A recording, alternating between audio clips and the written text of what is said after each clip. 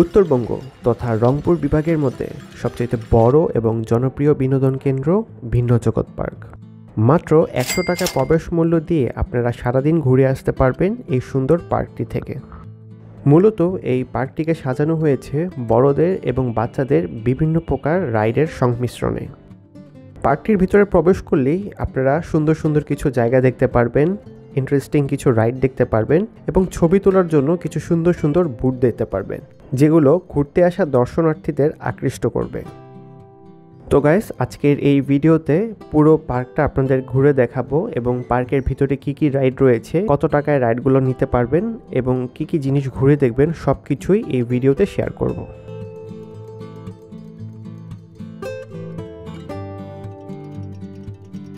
তো ভিন্ন জগৎ পার্কে যেতে হলে সর্বপ্রথম আপনাদের আসতে হবে রংপুরের মেডিকেল মোড়। আপনারা যারা প্রাইভেট ট্রান্সপোর্টে যাবেন তাদের জন্য ডেসক্রিপশন বক্সে গুগল ম্যাপের লিঙ্ক দিয়ে দিব।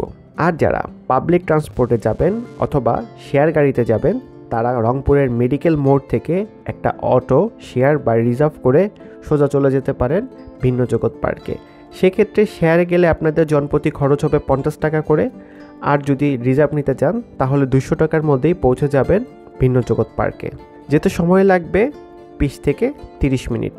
তো আমরা সর্বপ্রথম টিকিট কাটি, আর এখানে জনপ্রতি টিকিট 100 টাকা করে। তো টিকিট কেটে আমরা ভিতরে যাই। তো ভিতরে যাওয়ার আগে ওদের কাছ থেকে একটা কয়েন সংগ্রহ করতে হবে। তো এই টিকিটটা দিলেই ওনারা কয়েন দিবে। তো এই যে এরকম কয়েন দিবে, তো এইরকম কয়েনগুলা এখানে এন্টার করার পরে আপনাদের ভিতরে প্রবেশ করতে পারবেন। এটা একটা ভালো সিস্টেম যে একটা কয়েন ভিতরে দিলেই এটা খুলবে, আদারওয়াইজ কিন্তু এটা কোনো কাজ করবে না। যাই হোক,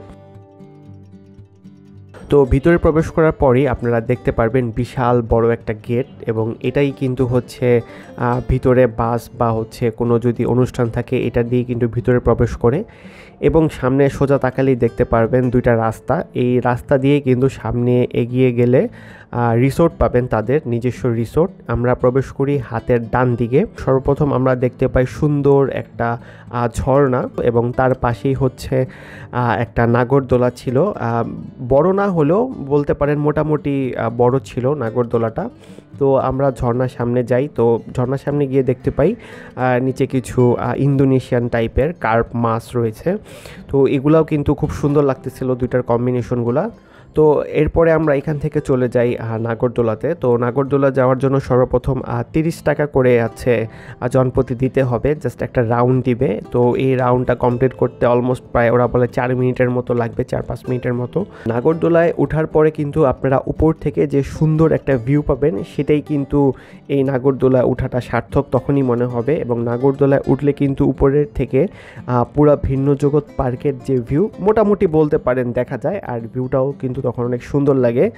আর এই নাগরদোলার উপর থেকে ভিউটা দেখার জন্য কিন্তুই মানুষ এই নাগরদোলাটায় উঠে। যাই হোক, আমরা নাগরদোলার রাইডটা প্রায় 4 মিনিটের মতো কমপ্লিট করে আমরা চলে যাই আর নিচে আরেকটা রাইডে। তো এই রাইডটার মধ্যে আমি একা উঠি। তো এই রাইডটা কিন্তু অনেক ইন্টারেস্টিং একটা রাইড, যে আপনাকে অনেকক্ষণ ঘুরাবে এবং জোরে ঘুরাবে। আপনি জাস্ট একটা ফিল নিতে পারবেন, মজার ফিল নিতে পারবেন।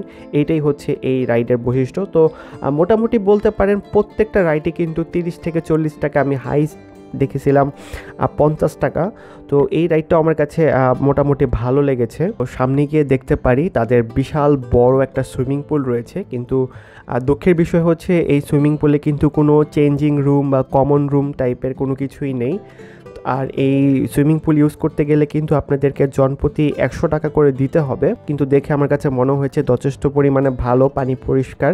আমরা এই সুইমিং পুল থেকে সামনে এগিয়ে যাওয়ার পরেই দেখতে পাই যে ঘোড়া রাইড দেওয়া হচ্ছে।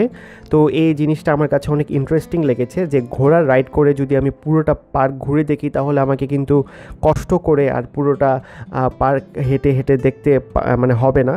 তো সাথে ঘোড়া রাইডটাও হয়ে যাবে, জিনিসটা কিন্তু অনেক ইন্টারেস্টিং।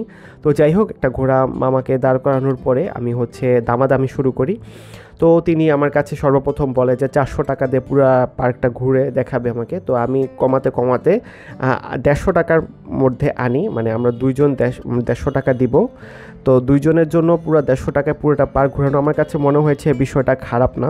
তো আপনারা একটু দামাদামি করে যত কমে পারেন একটু চেষ্টা করবেন। যাই হোক, এই পার্কটার রাইড কিন্তু দুই পাশেই আপনারা সৌন্দর্য দেখতে পারবেন হচ্ছে ঘোড়ার গাড়িতে উঠলেই, কারণ ঘোড়া যখন যাবে তখনই কিন্তু আপনারা বিভিন্ন পয়েন্টে নিয়ে থামাবে এবং বিভিন্ন পয়েন্টের জায়গাগুলো কিন্তু মামাই বলে দিবে যে এই জায়গার মধ্যে এই জিনিসগুলো রয়েছে।